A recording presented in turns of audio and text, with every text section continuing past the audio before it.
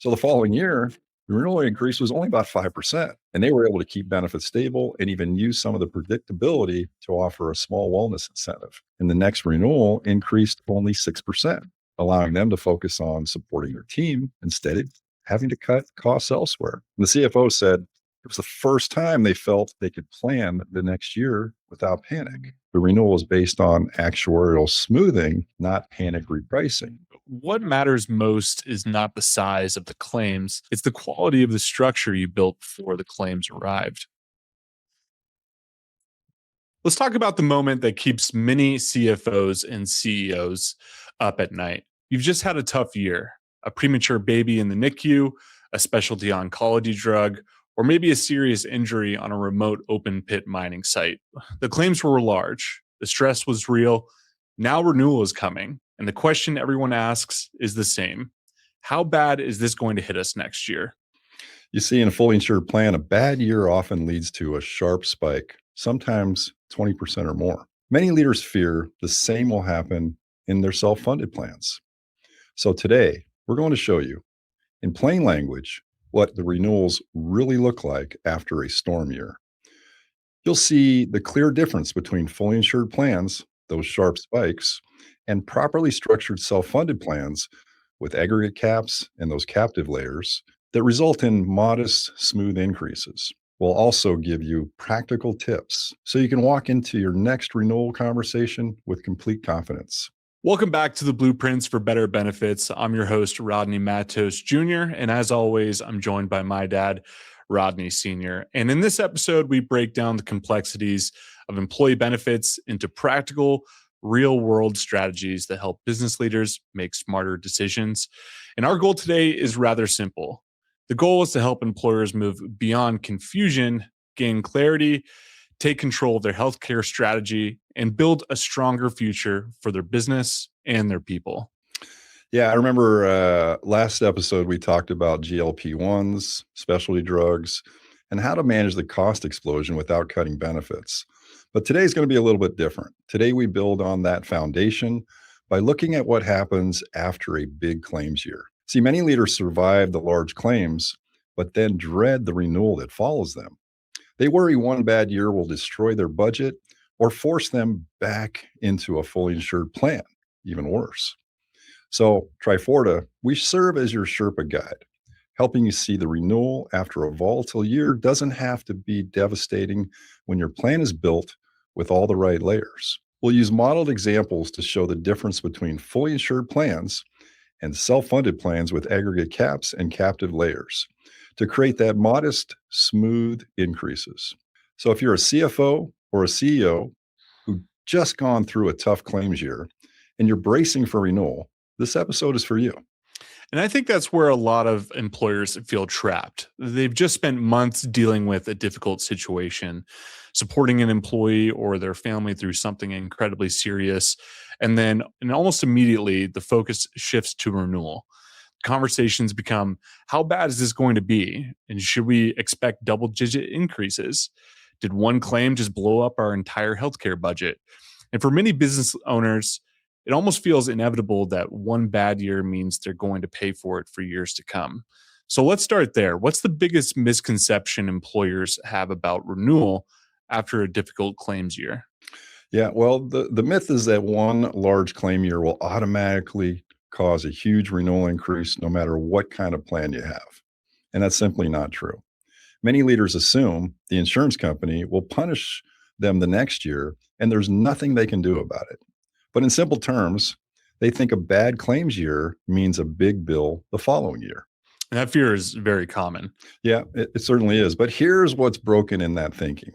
In a fully insured plan, the carrier often passes the pain directly to you, the employer, through a sharp renewal spike.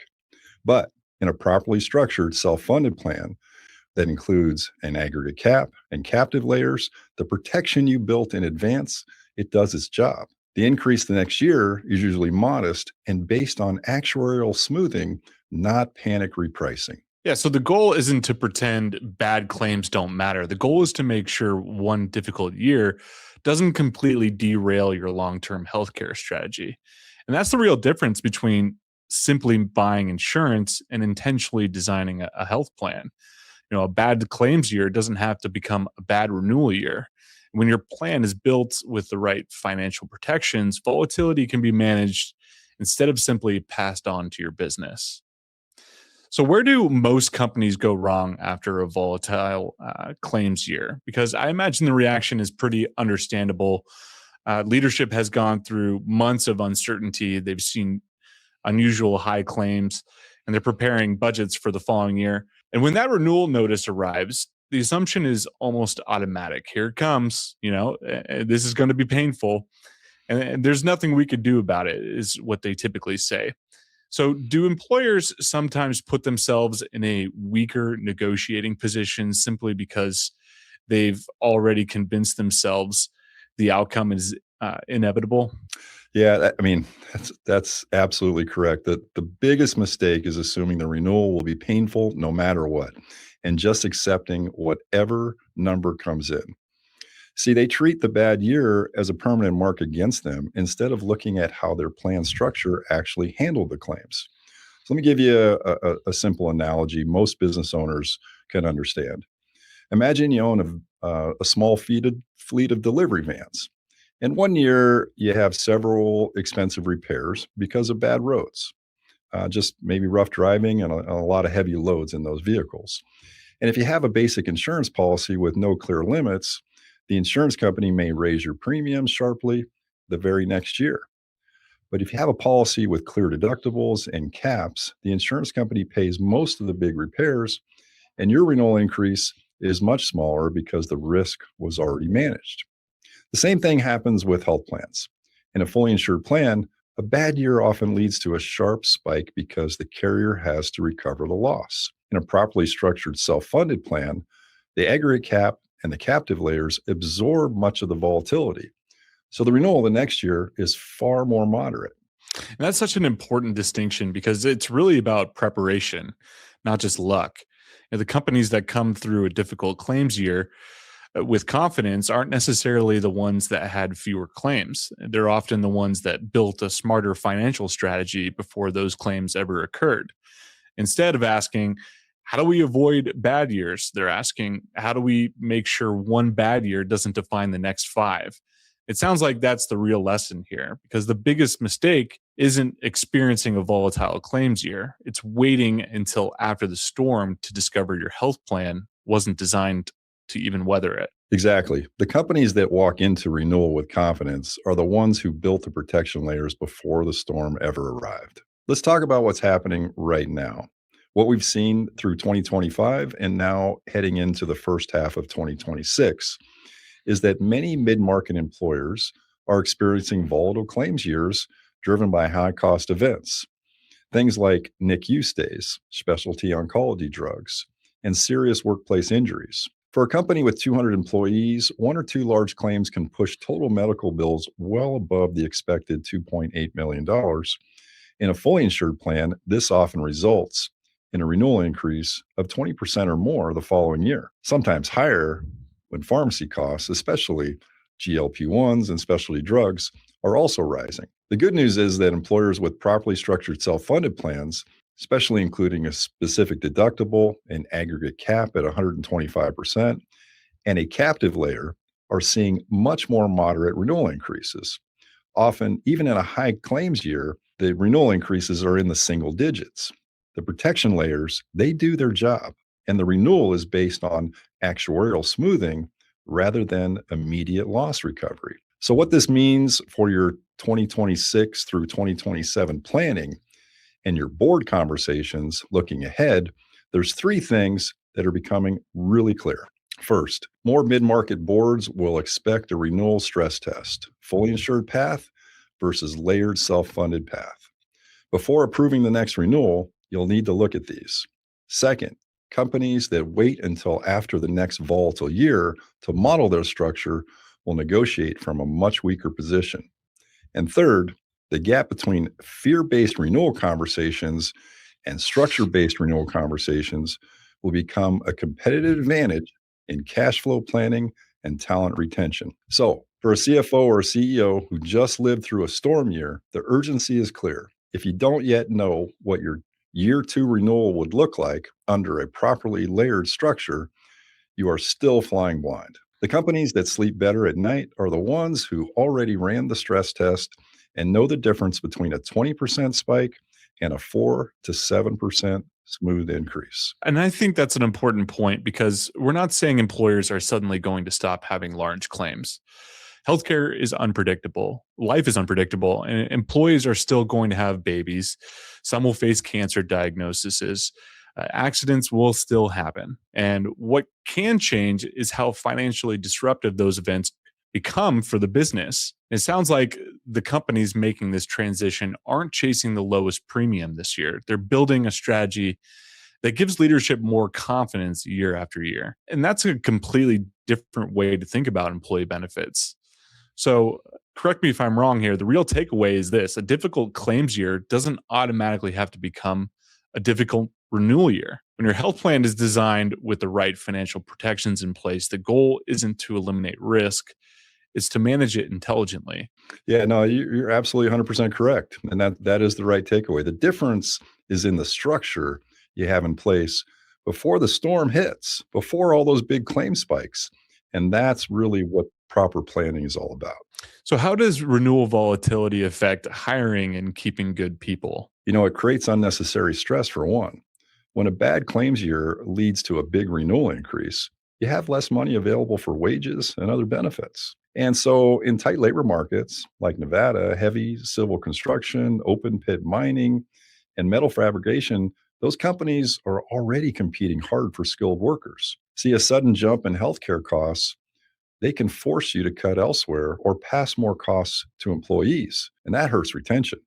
So, but in a properly structured self-funded plan with those captive layers smooths that volatility, you can keep benefits stable and even use any surplus to strengthen your total compensation package. That turns benefits from a volatile expense into a reliable tool for keeping good people. Let's talk about the truth that many leaders haven't heard yet. You see, a bad claims year does not have to mean a bad renewal year. With the right structure, you can survive the storm and come out with a modest, predictable renewal. I think that's the biggest mindset shift. Too many employers believe one bad year will define the next several years, but the right plan isn't built for the years when everything goes right. It's built for the year when everything goes wrong. And that's the difference between reacting to risk and preparing for it. Some people say, fear assumes the worst will compound, but structure here, it turns the worst into a managed event. Yeah, no, it couldn't have said it better if I said it myself. But you see, when you have the three layers of renewal protection in place, the conversation with the board changes. This segment is brought to you by the people and platforms that make this show possible. First, Triforta. If you're an employer who's tired of runaway renewals, bloated, fully insured plans, and the feeling that your benefit strategy is working against you instead of for you, then hear us clearly. You do not have to play that game anymore. Help business owners fix broken health insurance. We bring cost containment strategies, self-funded captives, data intelligence, and real-world case studies that routinely save employers 6 and 7 figures without cutting benefits. If you want a benefits plan that actually rewards results, visit Triforta.com and download our blueprints for better benefits. And second, Aperionics. If you run an insurance agency and you're still drowning in manual quoting, data entry, or commission reconciliation, you're leaving more than time on the table. You're leaving money. Aperionics is the automation layer built by insurance people for insurance people. AI quoting for carriers that don't have APIs. Instant policy data extraction, commission statement automation, proposal generation in seconds, not hours. Aperionics reduces operating costs and gives teams their time back so they can work at the top of their license. Learn more at aperionics.com. That's APEIRONIX.com. Triforta and Aperionics, 2 companies, 1 united mission. Fix what's broken, elevate what's possible, and help real people thrive. Now let's get back to the show. Instead of, hey, how bad will next year be? It becomes, hey, we already modeled this. Here's the expected range. That shift from fear to predictability is one of the biggest benefits of the proper structure. Now, walk us through what actually happens at renewal after a tough claims year. Yeah. So let's start with a company we recall had this one for quite a while.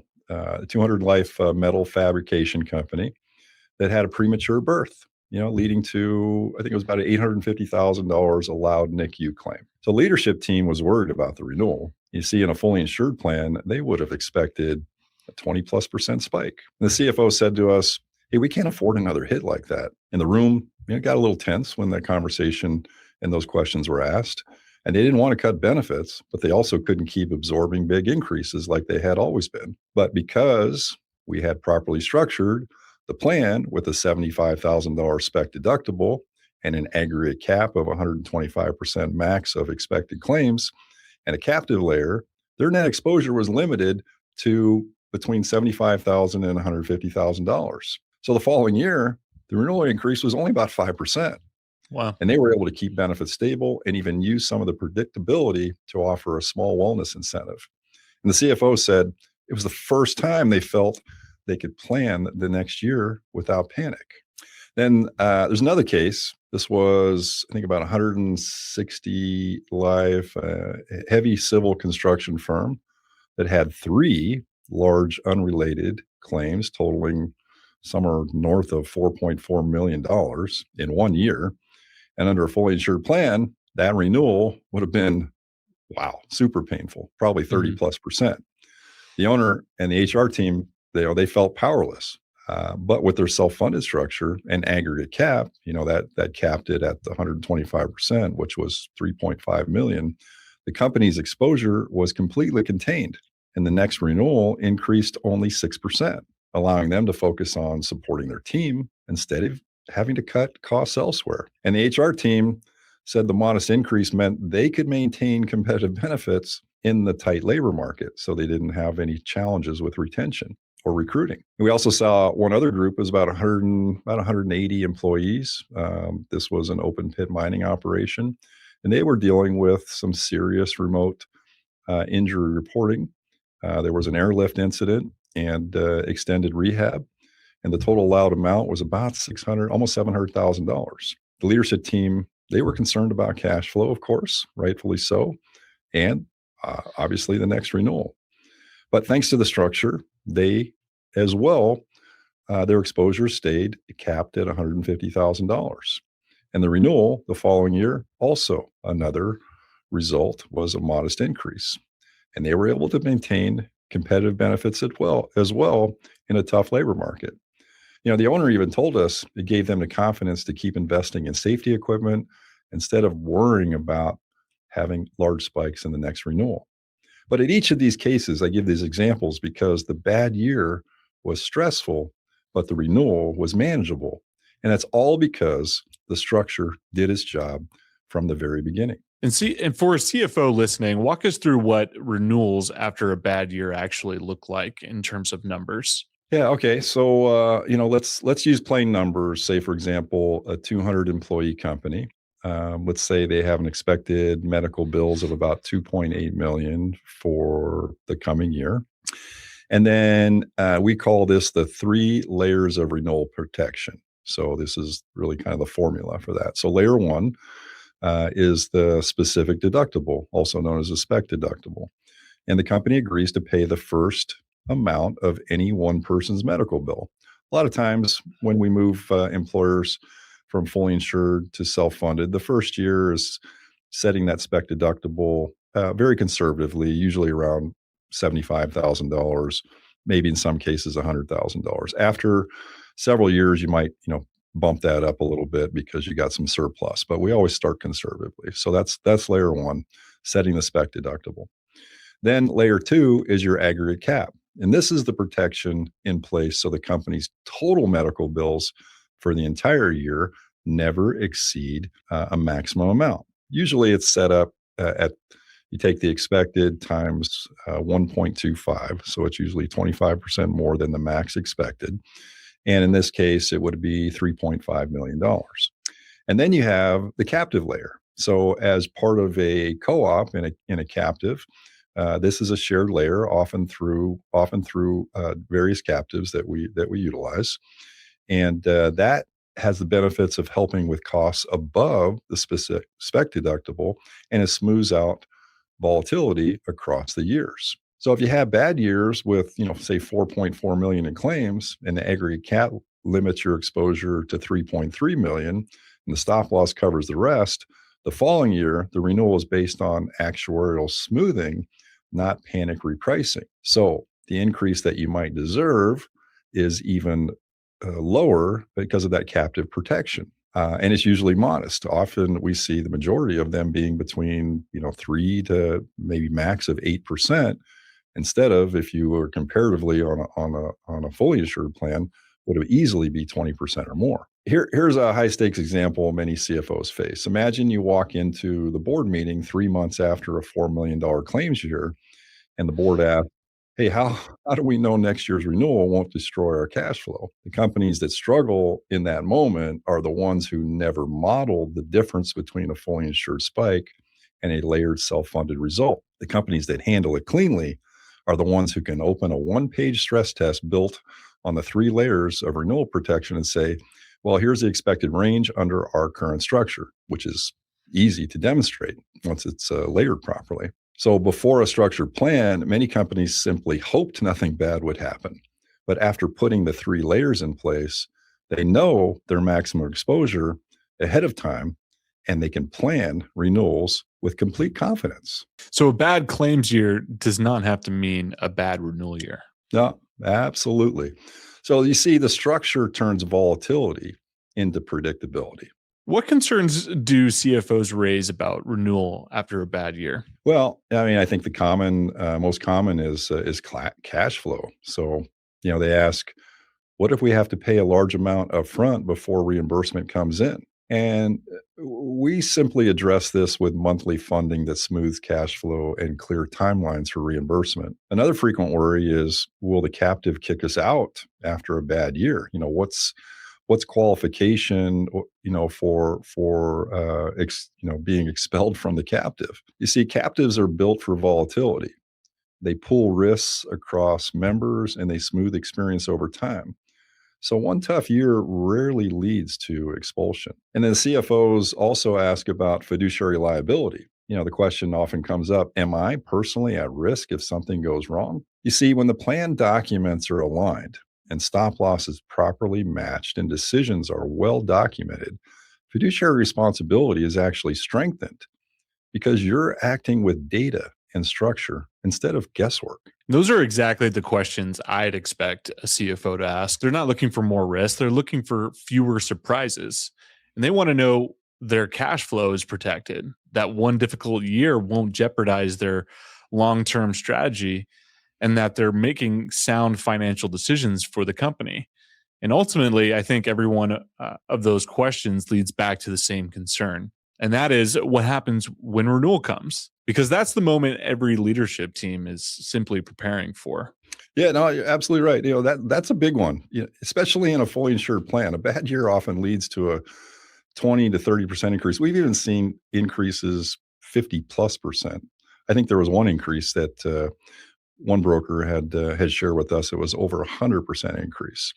But you see, in a properly structured self-funded plan with those 3 layers of renewal protection, the increase is much more moderate, often nearly every time in the single digits, because protection layers have already done their job.